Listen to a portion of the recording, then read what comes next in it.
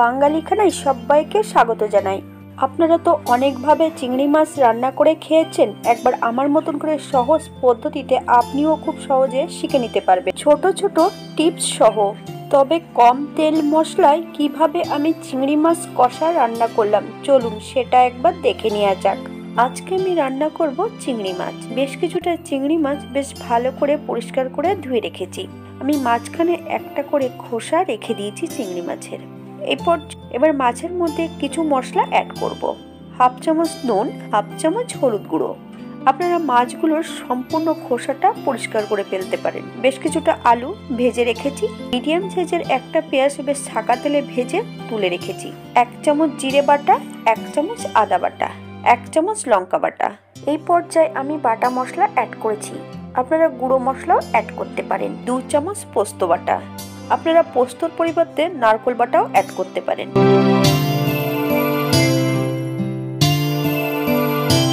পেঁয়াজ ভাজার সম্পূর্ণ তেলটা আমি এখানে অ্যাড করব না, অর্ধেকটা তেল অ্যাড করেছি যেহেতু মাছের পরিমাণটা কম আছে। বেশ কিছুটা ধনেপাতা, 4-5টা কাঁচা লঙ্কা আমি এখানে অ্যাড করেছি। আপনারা যদি পছন্দ করেন তাহলে পরিমাণে বাড়িয়ে দিতে পারেন। সম্পূর্ণ ভাজা পেঁয়াজটা বেশ মিহি করে বেটে নিতে হবে। এই পর্যায়ে আমি যে পাত্রে রান্না করব সেই পাত্রে সবকিছু অ্যাড করতে হবে। বেশ হাত দিয়ে ভালো করে মেখে নিতে হবে। এই রান্নাটিতে শুকনো লঙ্কা বাটা অ্যাড করেছি। আপনারা যদি পছন্দ করেন তাহলে অ্যাড করবেন, নইলে কাঁচা লঙ্কা বাটাও অ্যাড করতে পারেন। হালকা করে যদি একটু মাছের খোসা গায়ে রাখা হয় তাহলে মাছ রান্নার পরও নরম থাকে, মাছ রান্নার পর শক্ত হবে না।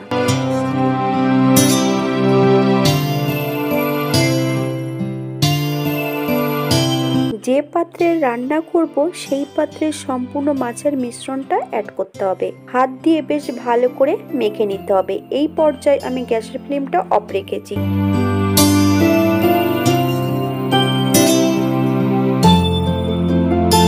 ঠিক এমন ভাবে মেখে নিতে হবে। এই পর্যায়ে 1 চামচ গরম মশলা বাটার মধ্যে বেশ কিছুটা জল দিয়ে আমি উপর থেকে ছড়িয়ে দেব। আপনারা গরম মশলা গুঁড়োটাও অ্যাড করতে পারেন। এবার গ্যাসের ওভেনটা ধরিয়ে দেব।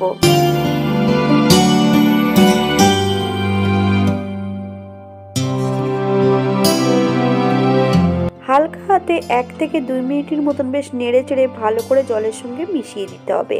10 মিনিটের মতন মিডিয়াম আঁচে ঢাকা দিয়ে রেখে দেব।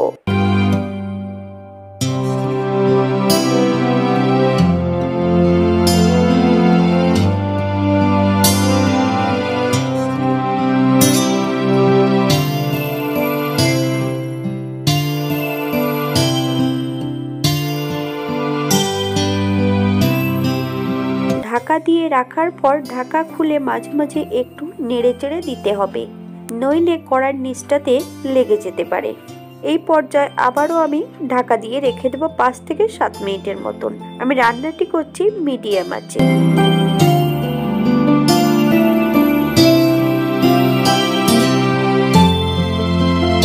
7 মিনিট পর ঢাকাটা খুলে হালকা হাতে একটু নেড়ে চেড়ে নেব। এই পর্যায়ে একবার নুনটা চেক করে নিতে হবে। আলুগুলো সেদ্ধ হয়েছে কিনা সেটাও একবার দেখে নেবেন। আমি নুনটা একবারে অ্যাড করেছিলাম। আপনারা স্বাদ অনুসারে নুন অ্যাড করবেন, আর যদি চিনি পছন্দ করেন এই পর্যায়ে একটু চিনি অ্যাড করতে পারেন। এই পর্যায়ে আমি 1 চামচ ঘি অ্যাড করব। আপনারা যদি ধনেপাতা কুচি পছন্দ করেন অ্যাড করতে পারেন, অথবা কাঁচা সর্ষের তেলও অ্যাড করতে পারেন। 5 মিনিটের জন্য স্ট্যান্ডিং টাইম দেব, তারপর সার্ভ করব।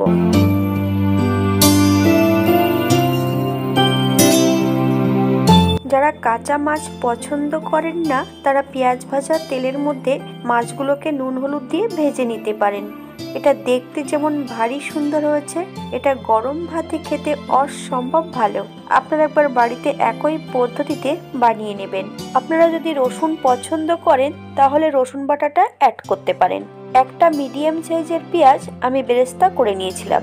আমি এখানে 2 জনের মতন রান্না করেছি। আপনাদের যখন মাছের পরিমাণটা বেশি থাকবে তখন মশলার পরিমাণটাও বাড়িয়ে দেবেন। সবাই সুস্থ থাকবেন, ভালো থাকবেন। অন্যদিন একটা নতুন রেসিপি নিয়ে আপনাদের সামনে আবার আমি হাজির হব। ভিডিওটি দেখার জন্য ধন্যবাদ। ভিডিওটি ভালো লাগলে একটা লাইক কমেন্ট দিয়ে পাশে থাকবেন।